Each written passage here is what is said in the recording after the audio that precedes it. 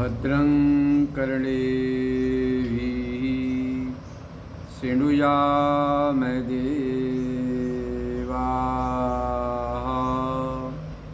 भद्रं पश्येमाक्षभिर्यजत्राः स्थिरैरङ्गैस्तुष्टुवाग्वंशस्तनोभिर्व्यसेमदेवहितं यदायुः स्वस्ति न इन्द्रो वृद्धश्रवाः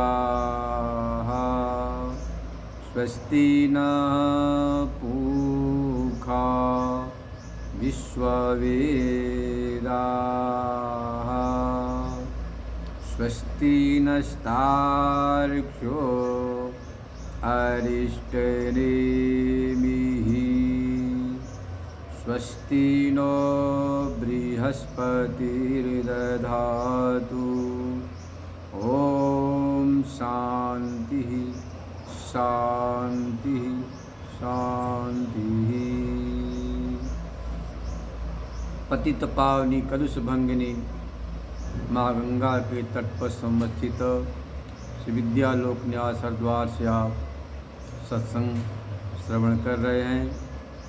ब्रह्म सूत्र के द्वितीय अध्याय के तृतीय पाद का 17वां सूत्र चल रहा है, आत्माधिकरणम। नात्मा सुते नित्यत्वाच्च ताभ्यः नात्मा सुते नित्यत्वाच्च ताभ्यः न आत्मा, आत्मा की उत्पत्ति नहीं होती है। असुते है, आत्मा के उत्पत्ति के विषय में एक श्रुति नहीं है।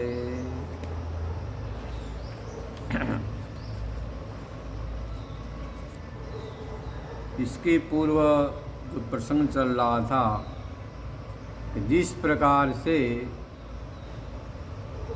तस्मात् वाये तस्मात् आत्मनाकाश संभूत आकाशाद वायु वायु अग्नि, उस परब्रह्म पिता परमेश्वर से आकाश, वायु, अग्नि, जल, पृथ्वी और पृथ्वी पर उपस्थित सारे चराचर प्राणियों को उत्पत्ति होती है। इसी प्रकार से आत्मा की उत्पत्ति हो जाए, इस प्रकार से किसी ने आक्षेप किया। कहते न अश्रुते, कहीं भी श्रुति में आत्मा के उत्पत्ति की चर्चा नहीं आती है। क्यों? आत्मा नित्य है। जो उत्पाद्य होता है वह नित्य होता है। यत् उत्पाद्यम तद अनित्यम, जो भी संसार में उत्पन्न होगा वह नित्य होगा। और आत्मा नित्य होने से उत्पन्न हो नहीं सकती है, यह बता रहे हैं। ताभ्या, उन्हीं श्रुतियों से कहा क्या जो नित्य शास्त्रयम पुराणो, ये आत्मा क्या है। देखो, इसके पहले आपने आत्मा का चित्रण किया है। चार्वाक दार्शनिक तो कहता है कि शरीर ही आत्मा है, देहपाति मोक्ष है। यावत् जीवम जीवे सुखम जीवेत, ऋणम कृत्वा घृतम पिबेत। जब तक जीवन यापन करना हो सुखपूर्वक जीवन जियो। चाहे ऋण करके घी पीना पड़े वह भी करो, पर जो है ना सुखी पूर्वक जीवन जियो। इस शरीर ही आत्मा है। चार्वाक के भी दर्शन संज्ञात, कुछ तो इसमें अस्तित्व होगा, महत्व होगा। दर्शन शब्द का अर्थ होता है दृश्यते ज्ञायते अनिति दर्शनम, जिसके द्वारा उस परमात्मा का दर्शन हो, साक्षात्कार हो, तत्व का अनुभव, उसका नाम दर्शन है। यह दर्शन का प्रथम सोपान सीढ़ी है। शास्त्रों में कहा गया है शरीरम खलु आद्यम धर्म साधनम, शरीर ही प्रथम धर्म का साधन है। यदि आप रुग्ण होंगे, बीमार होंगे, अस्वस्थ होंगे, तो अस्वस्थ शरीर में मन स्वस्थ नहीं होता है, बुद्धि स्वस्थ नहीं होती है।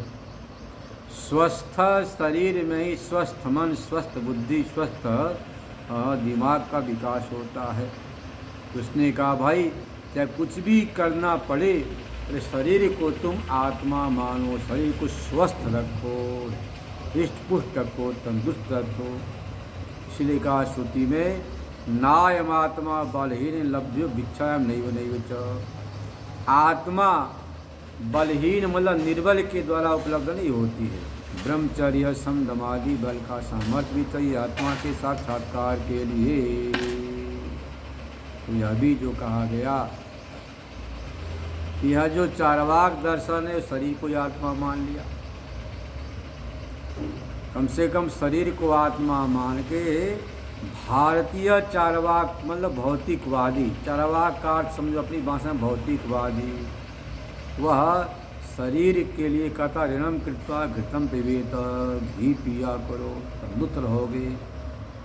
आयुर्वेद घृतम श्रुति कहती है। पर महाराज ये यूरोप, अमेरिका, पाश्चात्य जो दार्शनिक है ना, ये क्या कहेंगे, ऋणम कृत्वा घृतम नहीं, सुराम पिबेत, ऋण लो, लोन लो, खूब लो, तो क्या शराब पियो, जुआ खेलो, सट्टीबाजी करो, शेयर मार्केट में लगाओ, मांस खाओ, मदिरा पान करो, वेश्यागमन करो, इनका ये है। पर अपने यहाँ जब आप शराब पियेंगे बीमार भी होंगे, मांस खाएंगे बीमार होना ही होना है।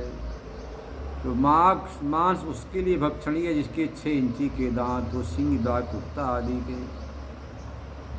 तो नारायण हमारे यहाँ का जो भारतीय चार्वाक दर्शन भौतिकवादी है, तो यहाँ तक तो पहुँचाया कि चाहे ऋण लेना पे लो, पर घृत पान करो, अच्छा भोजन करो, स्वस्थ भोजन करो, स्वस्थ रहोगे, स्वस्थ दिमाग होगा, स्वस्थ विचार होंगे, स्वस्थ बुद्धि रहेगी, तो अच्छा चिंतन करो, अच्छे काम को कर संपादन कर पाओगे। इसके बाद जैन दर्शन आता है। वह कहता मध्यम परिमाण वाली आत्मा है, शरीर के परिमाण की आत्मा है। अब इसमें एक गंभीर समस्या होती है, यदि आप शरीर के परिमाण वाला आत्मा को मानेंगे, तो जो चींटी के शरीर में आत्मा हाथी के शरीर में जाएगा तो संकुचित हो जाएगा, और विकास कैसे होगा। और हाथी के शरीर की जो आत्मा मध्यम परिमाण की, चींटी के शरीर में संकुचित होना पड़ेगा। तो वृद्धि ह्रास दोष होने से अनित्य दोष की आपत्ति आती है, यही भी ठीक नहीं है। बौद्ध कहते हैं क्षणिक विज्ञान आत्मा है, जो शून्य आत्मा है। यह भी तर्क की कसौटी पर नहीं उतरता है, पहले बता चुके हैं। अब इसके बाद आते हैं न्याय वैशेषिक। ये कहते हैं कि आत्मा कैसा है, वो द्रव्य है ना, चेतना नामक गुण में रहती है, अणु परिमाण है। ध्यान रखना, अणु परिमाण मानते हैं, ये अणु आत्मा अणु परिमाण का, और द्रव्य मानते हैं। और आत्मा और मन के संयोग से चेतन नामक ज्ञान नामक गुण की उत्पत्ति होती है। ध्यान रखना, वेदांत के समान नित्य ज्ञानवान आत्मा नहीं है, चेतनवान आत्मा नहीं है, बल्कि यह आत्मा मन के संयोग से गुण ज्ञान चेतनता उत्पन्न होता है। इसके बाद सांख्य आदि योग आते हैं। यह तो आत्मा को नित्य चेतन स्वरूप प्रकाश स्वरूप मानते हैं, पर आत्मा को ब्रह्म से भिन्न भिन्न मानते हैं। कहते देखो भाई, यह जो जीवात्मा है क्या है, तो बताया अस्ति आत्मा जीवाख्यः शरीरेन्द्रिय पंजराध्यक्ष कर्म फल संबंधी। जो आत्मा है जीव नामक शरीर इंद्रिय इस पंजर का अध्यक्ष है, सर्व कर्म फल से संबंधी है।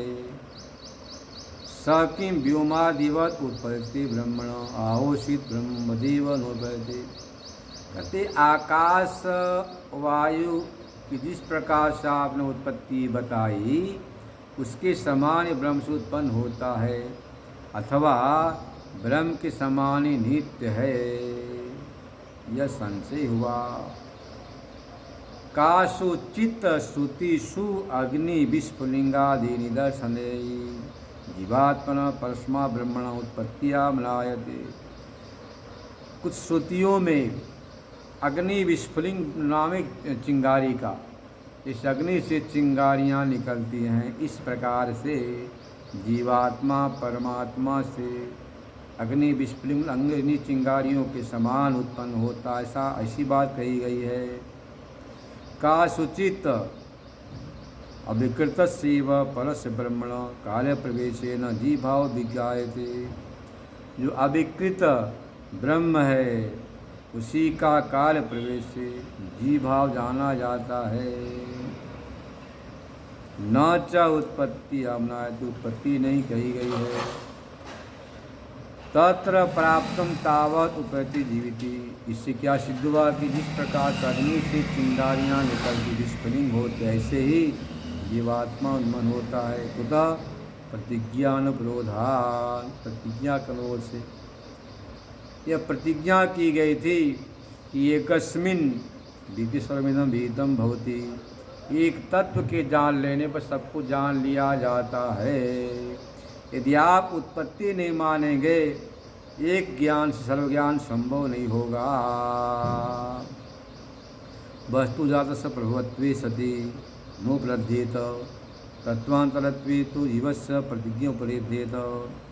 यदि आप ब्रह्म से प्रभव मानेंगे, एक ज्ञान सर्वज्ञान की प्रतिज्ञा सिद्ध होगी।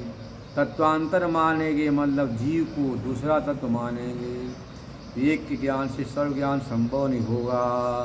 तात्पर्य है एक मिट्टी की घड़ा को जान लिया, क्या कर सारे घड़े मिट्टी के ही हैं। ऐसे जब सब ब्रह्म से उत्पन्न होते हैं, ऐसा ज्ञान हो गया तो जीव का भी ज्ञान हो जाएगा। और जीव को तत्वांतर मानेंगे मतलब जीव का अन्य तत्व होने पर जब मानेंगे तो ब्रह्म तत्व का साक्षात्कार होने पर उसका साक्षात्कार नहीं हो पाएगा। न च अविकृतः परमात्मैव जीव शक्यते विज्ञातुं लक्षण भेदा।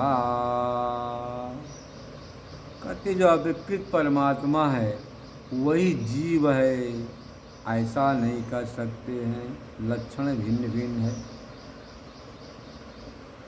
जो विकृत परमात्मा है उस अविकृत परमात्मा में अपहत पापमत्वादि धर्म है, पाप पुण्य से रहित है। पाप पुण्य से उसका बाध नहीं होता है। हम लोग मरा जरा सा पुण्य करते हैं कि भूल कर कुप्पे हो जाते हैं। जरा भूल चुक हो गई पाप तो हाय हाय हमसे यह भूल कैसे हो गई। मतलब कि जीवात्मा औपाधिक पुण्य पापादि गुण दोषादि धर्मों को अपने आप पर आरोपित करके सुखी और दुखी होता रहता है। ये दोनों ही फर्क है। तद्विपरीत विभाग, जीवात्मा उसके विपरीत है। ऐसा है विकार है। यावान आकाशदिव्यक्त सहस्रो विकार आकाशादुत्पत्ति समधिगता जीवात्मा भी पुण्य पुण्य कर्म सुख दुख प्रति शरीरम विभक्त तस्यापि प्रपंचोत्पत्ति शरीरोत्पत्ति भवितुमर्हति। जिस प्रकार से प्रपंच की उत्पत्ति होती है, ऐसे ही उस परमात्मा से इस जीवात्मा को उत्पत्ति हो जाएगी। क्योंकि सुखी होता दुखी होता है, पुण्य करता पाप करता है। इस प्रकार से प्रत्येक शरीर में जीवात्मा भिन्न भिन्न देखने में आता है। कोई बड़ा सुखी, कोई बड़ा दुखी, कोई बड़ा ही अमीर है, कोई बड़ा ही गरीब है, कोई अत्यंत स्वस्थ है, कोई अत्यंत ही रुग्ण है। इन विषमताओं को देखने से सिद्ध होता है कि यह जीवात्मा उत्पन्न होता है आकाश आदि के समान। श्रुति भी कहती है जिस प्रकार से अग्नि के विस्फुलिंग उत्पन्न हो तैसे यह भी उत्पन्न होता है। हाँ ना, यथा अग्नि क्षुद्रा विस्फुलिंगा व्युच्चरन्ति। यथा अग्नि क्षुद्रा विस्फुलिंगा विचरन्ति यमेवात्मना एवमेवस्मादात्मा सर्वे प्राणाः सर्वेन्द्रियाणि। जिस प्रकार से अग्नि की चिंगारियाँ विस्फुलिंग निकलती हैं, ऐसे ही आत्मा से सभी प्राण आदि उत्पन्न होते हैं। यह पूर्व पक्ष ने कहा, यह अग्नि विस्फुलिंग के समान उत्पन्न होता है। प्राणादि भोग्य जाता सृष्टि सृष्टवा सर्वैव आत्मना विचरन्ति। सब कुछ आत्मा से उत्पन्न होते हैं। तथा अक्षरा विविधा स्वभावा जायन्ते प्रजायन्ते चैव तत्र चैव पियन्ति। हे सौम्य, जिस प्रकार से सुदीप्त अग्नि से विस्फुलिंग चिंगारियाँ निकलती है, ऐसे ही हजारों प्रकार से विस्फुलिंगों के समान अक्षराद अक्षर अविनाशी परमात्मा से विविधा समय भाव प्रजायन्ते भाव जीवा उत्पन्नते तथि उसी में विलय को प्राप्त होते हैं। ये मुंडकोपनिषद के द्वितीय मुंडक के दूसरे अध्याय के प्रथम खंड के प्रथम मंत्र में है। तो जीवात्माओं को उत्पत्ति पहले अग्नि के विस्फुलिंग को दृष्टांत बनाकर यहाँ बताया गया है। स्वरूप वचनात् जीवात्मनो ही परमात्मना स्वरूपा भवन्ति चैतन्य योगात्, चैतन्य के योग से। न च क्वचित् अश्रवणम् अन्यत् श्रुतं वारयितुम् अर्हति। कहीं पर नहीं सुना गया है, अन्यत् सुना गया है, ऐसा आप वारण नहीं कर सकते हैं। श्रुत्यंतर्गतस्यापि अवरुद्धस्य अधिकास्यार्थस्य सर्वत्र उपसंहर्तव्यत्वात्। कहते हैं कि क्वचित अश्रवणम, कहीं नहीं सुना गया है, अन्यत्र जो सुना गया उसका निषेध नहीं कर सकते हैं। मतलब कि कहीं सुना गया है और कहीं नहीं सुना गया है, उसका निषेध नहीं कर सकते हैं। प्रवेश श्रुति भी है, तदात्मानं स्वयं कुरुत। स्वयं उसने अपने आप को विस्तारित किया, इस प्रकार से भी भगवती श्रुति कहती है। और भी कहा है कि तदात्मानं स्वयं कुरुत तस्मा उत्पत्ति जीव से क्या सिद्ध हुआ, जीवात्मा की उत्पत्ति होती है। इस प्रकार से पूर्व पक्ष के प्राप्त होने पर एवं प्राप्ति ब्रूम हम कहते हैं, न आत्मा जीव उत्पद्यते। कस्मात् जीव आत्मा उत्पन्न होता है। कैसे उत्पन्न होता है? आश्रुते नहीं यस्य उत्पत्ति प्रकरणे श्रवणमस्ति भूयस प्रदेशेषु। इसकी उत्पत्ति का श्रवण नहीं है। नहीं ननु क्वचित अश्रवणम अन्यत्र श्रुतम न वारयति। ऐसा जो कहा था उसका खंडन कर रहे हैं कि कहीं नहीं सुना गया, कहीं सुना गया है, तो श्रुत का निषेध आप नहीं कर सकते हैं। कहते ठीक है, ठीक मतलब अर्ध सत्य के लिए सत्यम कहते हैं बाढ़। उत्पत्तिरेव त्वस्य न संभवती इति वदामः। उत्पत्ति नहीं होती है ऐसा हम कहते हैं। तस्मात् नित्यत्वात् ताभ्य, उन श्रुतियों से इसे नित्य कहा गया है। च शब्दात् अजत्वादिभ्य, च शब्द से यहाँ पर अजन्मा अजत्वादि का भी कथन किया गया है। नित्यत्वं यस्य श्रुतिभ्यो अवगम्यते तथा अजत्वम् अविकारित्वम् अविक्तस्य ब्रह्मणो जीवात्मनावस्थानं ब्रह्मात्मना चेति। कहते नित्यत्व जो कहा गया है, अजत्व श्रुतियों से कहा है। अज मतलब कि जन्म नहीं होना, न जाति अज। जब आत्मा विषय में अजन्मा शब्द का प्रयोग किया है तो जन्म कैसे कर सकते हैं? न जीवो म्रियते। स वा एष महान अज, श्रुति कर दी, स वा एष महान अज। आत्मा अजरो अमरो अमृतो अभयो ब्रह्मा, महान आत्मा है, अजर है, अमर है, अभय है, वही ब्रह्म है। न जायते मृते वा कदाचि, यह भी कहा गया कि जन्मता नहीं, मरता नहीं। अजो नित्य, असतोयम पुराणो, अजन्मा है, नित्य है, शाश्वत है। तस्वतदेवानुप्राविशत, उसको उसका सर्जन करके उसमें ही उसने प्रवेश किया। अनेन जीवेन आत्मनानुप्रविश्य नाम रूपे व्याकरवाणी। अनेन जीवेन, इसी जीवात्म भाव से आत्मा में हम प्रवेश करेंगे, नाम रूपे व्याकरवाणी। देखो, प्रथम तो कहा सहिष आत्मा महान अज, उसकी श्रुति कहती है अजो नित्य शाश्वत पुराण। अभी श्रुति कहती है कठोपनिषद, और तैत्तरीय श्रुति कहती है कि उसने सर्जन करके उसने प्रवेश किया। अनेन जीवेन आत्मनानुप्रवेश्य नाम रूपे व्याकरवाणी। इसी जीवात्म भाव से छंदों की श्रुति है, नाम रूप का हम विस्तार करते हैं। स एष इह प्रवीटा नखाग्रेभ्यः तत्त्वमसि। उसी परमात्मा का जीव रूप से प्रवेश हुआ है।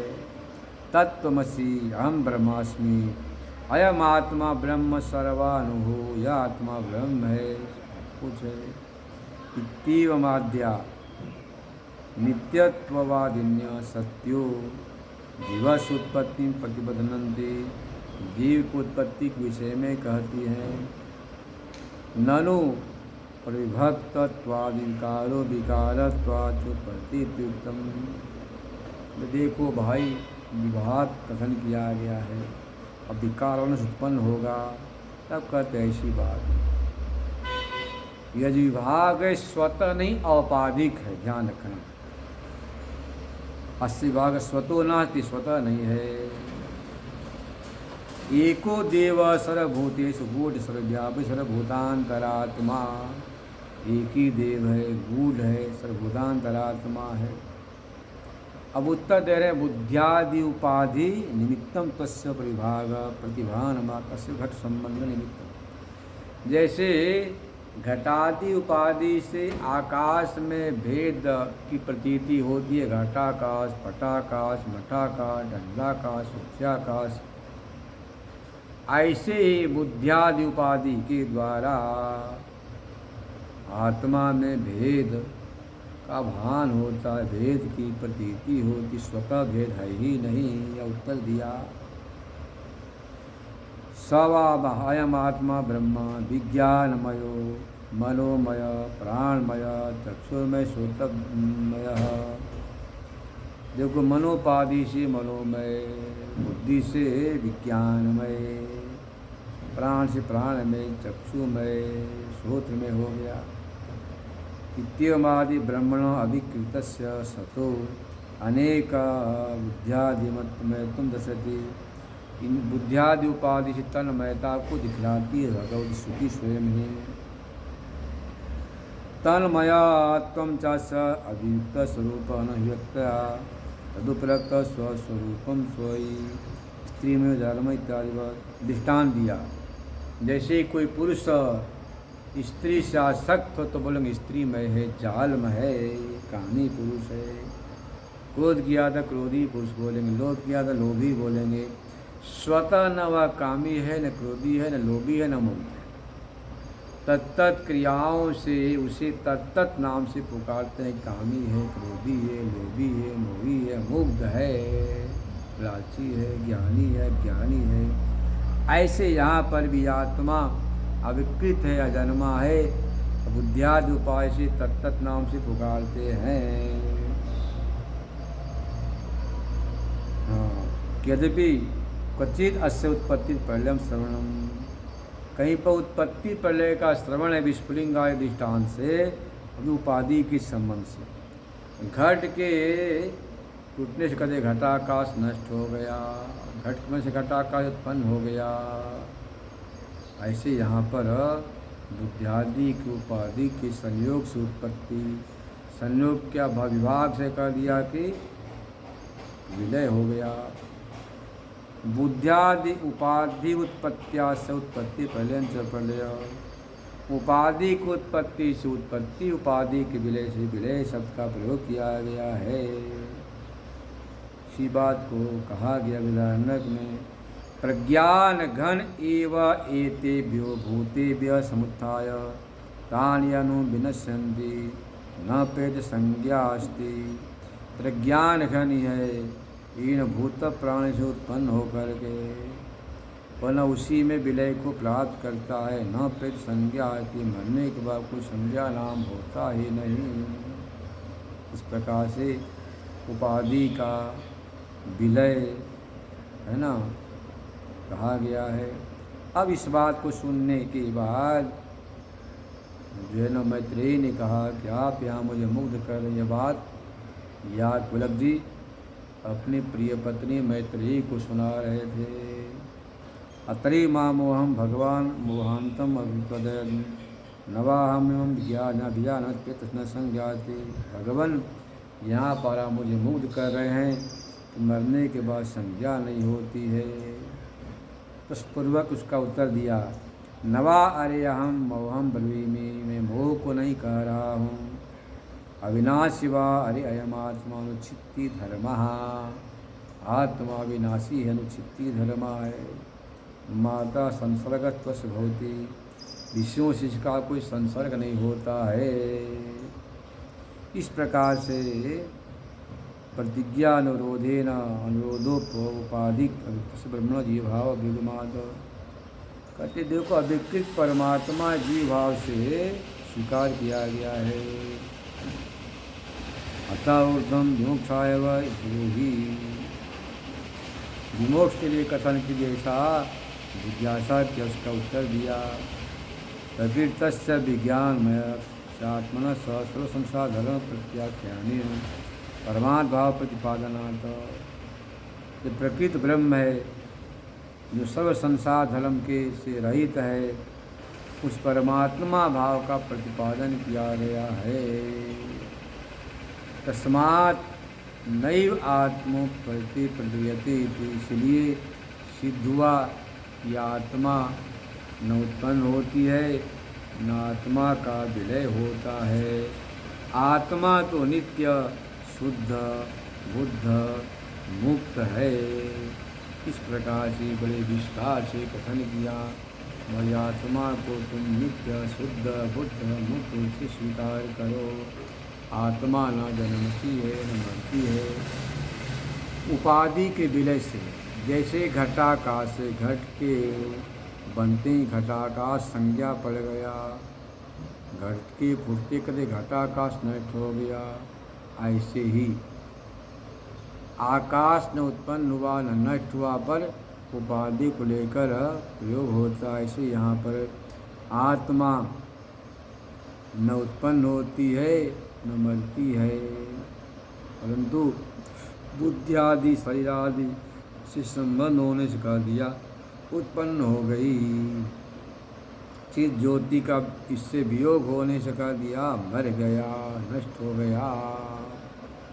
उपाधि के संयोग वियोग हेतु जन्म मृत्यु उत्पत्ति और विलय सबका प्रयोग होता है, स्वतः नहीं होता है। अब बता रहे कि आत्मा चैतन्य स्वरूप इस बात का यहाँ निर्णय कर रहे। पहले सिद्ध कर दिया कि आत्मा नित्य है, शाश्वत है, अजन्मा है। द्यो अतः एव, इसलिए आत्मा स्वयं ज्योति स्वरूप है, ज्ञान स्वरूप है। स किम कर्ण भुजामी आगंतुक चैतन्य, कर्ण मतलब वैशेषिक, जैसे वैशेषिक आत्मा में आगंतुक चैतन्य मानते हैं, आत्मा मन के संबंध से संयोग से चैतन्य हुआ, अन्यथा चैतन्य नहीं होता, स्वतः चैतन्य है। आवश्यक सांख्या नाम चैतन्य स्वरूप है, सांख्यों के समान चैतन्य स्वरूप है। इस प्रकार से संशय होने पर आगंतुक चैतन्य को बता रहा पूर्व पक्ष। नित्य चैतन्य मानेंगे तो सुषुप्ति मूर्छा नहीं हो पाएगी। सुसुप्ति मूर्छा में चेतन नहीं होता है। उससे पूछते तुम जानते हो? कहता कुछ भी नहीं जाना इतने समय तक। चेतनता ने बोला मैं जान रहा हूँ। उससे क्या सिद्ध हुआ? यह आत्मा आगंतुक चैतन्यवान है। सुसुप्ति में मूर्छा में चेतनता का भाव होता है, जागृत में चेतन होता है। इससे क्या सिद्ध हुआ? यह आत्मा में आगंतुक चेतन कादाचित तत्व चैतन्य है, नित्य चेतन नहीं है। तब उत्तर कहते ऐसी बात नहीं है। आत्मा नित्य चैतन्य स्वरूप है। आत्मा नित्य चैतन्य स्वरूप है, यह बता रहे हैं। क्यों ऐसा है? क्योंकि यस्मादेव परमेव ब्रह्म अविकृत उपाधि संपर्कादि भावे न उच्यते। परमात्मा जो अविकृत है वही जीव भाव से प्रतिष्ठित है। परब्रह्म परमात्मा नित्य चैतन्य स्वरूप है, ब्रह्म चैतन्य स्वरूपत्वामनात्। श्रुति कहते विज्ञानमानंदम ब्रह्म आनंद स्वरूप है, विज्ञान स्वरूप है। सत्यम ज्ञानम अनंतम ब्रह्म ज्ञान स्वरूप है। श्रुति कहते अनंतरो अनंतरो अवाय प्रज्ञान घन एवं प्रज्ञान सच विज्ञान विज्ञान चेतन है। श्रुतियों से सिद्ध होता है कि आत्मा चेतन स्वरूप है। असुप्त सुप्तन विचार कसीति, न सोकर सोए हुए को भी जानता है। अत्राय पुरुष स्वयं ज्योतिर्भवती भी कहा गया है। नहीं विज्ञात नाशित बात हो। विज्ञाता के विज्ञातित्व का कभी विलोप नहीं होता है, क्योंकि वह अविनाशी है। वह आत्मा नित्य चेतन स्वरूप है। यद्वे तन्न पश्यति पश्यन वे तन्न पश्यति। जहाँ पर आता कि आत्मा नहीं देख सुसुप्ति मूर्छा में, वहाँ सामान्य ज्ञान होने पर ही विशेष ज्ञान का भाव होता है। क्योंकि नहीं द्रष्टु दृष्टिकृतो विनाशित्वात् तद्वितीय महति तत्वनत्वं तत्पश्येत। दृष्टा के दृष्टित्व का कभी विनाश नहीं होता है, क्योंकि विनाशी है, उससे दूसरा कोई है ही नहीं। तत्वन्यत उससे भिन्न को वह देख सके इत्यादि कह दिया गया है। विषयाभावात् यम अचेतनतायाम न चैतन्याभावात्। विषय की सुसुप्ति मूर्छा विषय के अभाव से अचेतनता का अनुभव करता है, वैसे स्वरूपता चेतन स्वरूप है। जैसे बता दिया कि बियद आश्रय प्रकाश के अभाव होने से अभिव्यक्ति होता है, स्वरूप के अभाव से नहीं। अब भाई आकाश का आश्रय जो प्रकाश, उसमें प्रकाश वस्तु का भाव होगा तो अभिव्यक्ति होगी, अभिव्यक्ति नहीं होगी, उसके आते अभिव्यक्ति हो जाएगी। वैशेषिक जो तर्क है तर्काभास है। इससे क्या सिद्ध हुआ? नित्य चेतन स्वरूप आत्मा है। आत्मा कैसी? नित्य चैतन्य स्वरूप है। इससे आचार्य ने सिद्ध कर दिया, एक तो आत्मा अजन्मा है, न ही कच्चित् संभवो जीवः। आत्मा अजन्मा है, कभी आत्मा की जन्म नहीं होती है, न मृत्यु होती है। और दूसरी बात सिद्ध यह हो गई कि अजन्मा के साथ आत्मा नित्य चेतन स्वरूप है।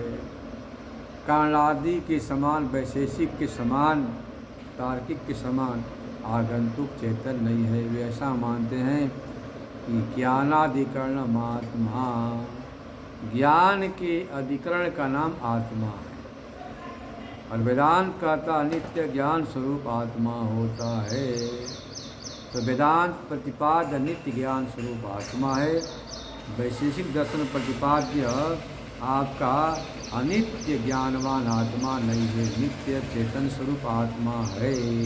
इससे बात सिद्ध हो गई। अब शेष कल श्रवण करेंगे। ओम पूर्णमद पूर्णमिदं पूर्णात् पूर्णस्य पूर्णमादाय पूर्णमेवावशिष्यते।